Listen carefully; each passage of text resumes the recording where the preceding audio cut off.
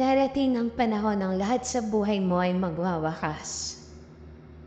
Ang lahat ng makukuha at maaaring ibigay sa iyo ng mundo ay mananatili lahat sa mundo. Kayamanan, katanyagan at kapangyarihang mayroon ka. Ang pamumuhay na may halaga at makabuluhan ay hindi aksidente. Sa itong pagpili, kaya piliin mo kung ano ang higit na mahalaga sa buhay.